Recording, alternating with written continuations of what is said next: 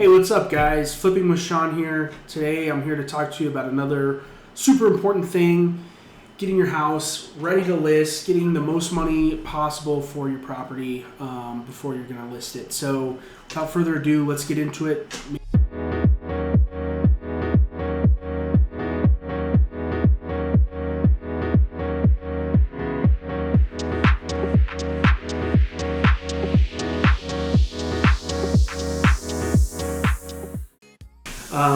Number one, the top two things that sell houses just overall above anything else is kitchens and bathrooms. If you've got the money to do a reasonable kitchen upgrade and reasonable bathroom upgrades, do it. And when I'm saying I've got the money to do reasonable upgrades, I'm not talking do your dream kitchen that's $250,000 in your $400,000 house. If you've got a $400,000, $500,000 house, you should spend maybe $20,000 to $30,000 on your kitchen. Something, updated cabinets, updated countertop, updated appliances, some nice backsplash. Something that always helps: kitchens. Kitchens, heart of the home. Bathrooms too, especially if you have, let's say, a 3-bed, 2-bathroom home with a primary ensuite. You would likely want to do your kitchen and primary ensuite. You might be able to get away with leaving that second bathroom alone, but check out the comps, guys. See what your neighborhood calls for. Number two, declutter, deep clean, and stage if necessary. So one of the biggest things that we see in a lot of houses is, if you're like me, I got a lot of stuff. I like stuff, so I've got a lot of stuff.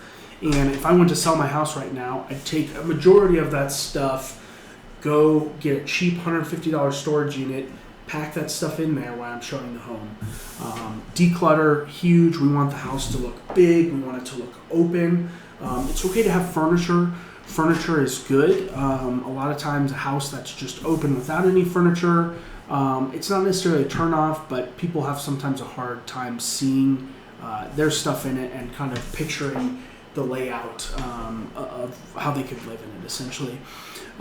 So declutter's huge. Deep clean. A lot of people, everybody's got a different standard of cleanliness, but you can never be too clean when you're selling a house. So pay the expert cleaners. Do the deep clean. Have them come in, clean all the windows, do all the screens, do all the blinds, do all the lights, wipe down the walls, wipe down all the doors, wipe down the cabinets. You want a deep clean. You want it to smell clean when people walk in. And then lastly, if you're going to move, or if you have a lot of, for instance, there's a lot of people that they're simplistic, they don't have a lot of items in their house, it might be a smart idea to stage it. Or if you're going to move before you list your house, staging might be a great option. Have a professional stager come in, put in beautiful furniture, make everything look like a show home, and really try to maximize top dollar for that house.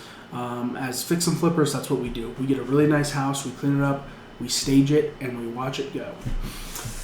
Next is the curb appeal and yard cleanup. So what's the first thing people see when they pull up out front of the house? It's the yard. It's the curb appeal. A little money can go a long ways here. Clean up those bushes that are overgrown, cut the grass, take care of any of those items, weeds, just little stuff like that, guys, can make a big difference between a house, that hasn't really been taken care of outside. You can easily have some landscape guys come for $20 an hour, $30 an hour, go through it in 2 days. You spend maybe $500 to $1,000, and it makes a huge difference for people looking at the house. So, yard cleanup, curb appeal.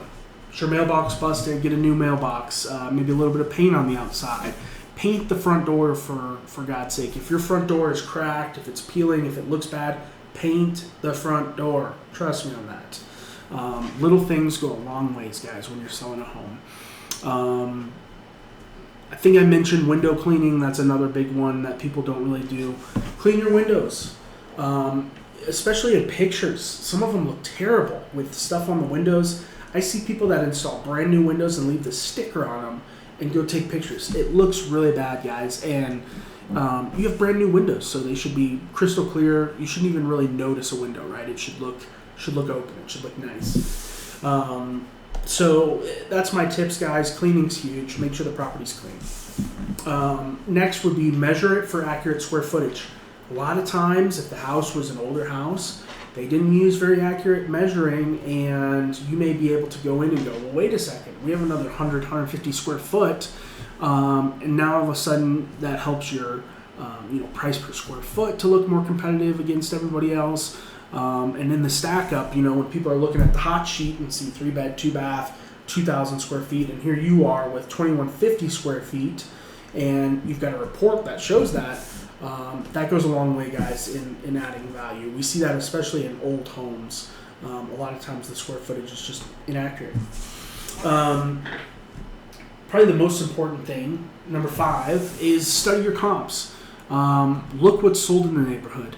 The market leaves clues. Find things that have sold above asking if you can in this market, and look what makes those properties sell faster. Is it the way they're priced? Is it the condition they're in?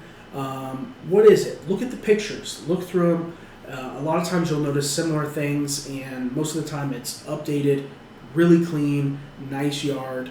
Those 3 things sell it every time, guys. That's why those are in my top 3 tips.